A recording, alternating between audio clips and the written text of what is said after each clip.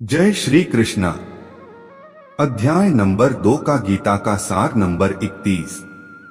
क्षत्रिय होने के नाते अपने विशिष्ट धर्म का विचार करते हुए तुम्हें जानना चाहिए कि धर्म के लिए युद्ध करने से बढ़कर तुम्हारे लिए अन्य कोई कार्य नहीं है। अतः तुम्हें संकोच करने की कोई आवश्यकता नहीं है। सामाजिक व्यवस्था के 4 वर्णों में द्वितीय वर्ण उत्तम शासन के लिए है और क्षत्रिय कहलाता है। क्षत का अर्थ है चोट खाया हुआ।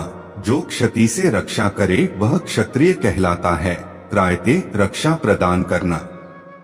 क्षत्रियों को वन में आखेट करने का प्रशिक्षण दिया जाता है। क्षत्रिय जंगल में जाकर शेर को ललकारता और उससे आमने सामने अपनी तलवार से लड़ता है।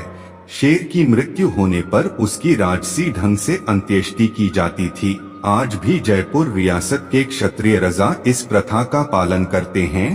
क्षत्रियों को विशेष रूप से ललकारने तथा मारने की शिक्षा दी जाती है, क्योंकि कभी कभी धार्मिक हिंसा अनिवार्य होती है।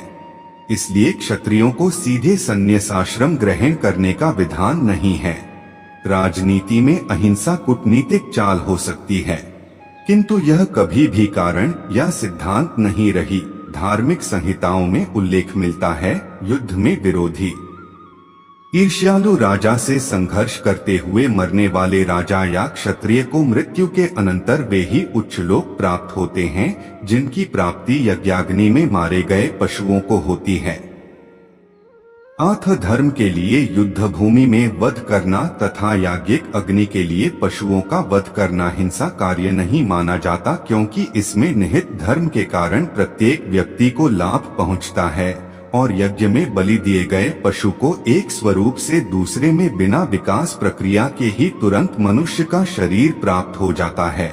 इसी तरह युद्ध भूमि में मारे गए क्षत्रिय यज्ञ संपन्न करने वाले ब्राह्मणों को प्राप्त होने वाले स्वर्गलोक में जाते हैं।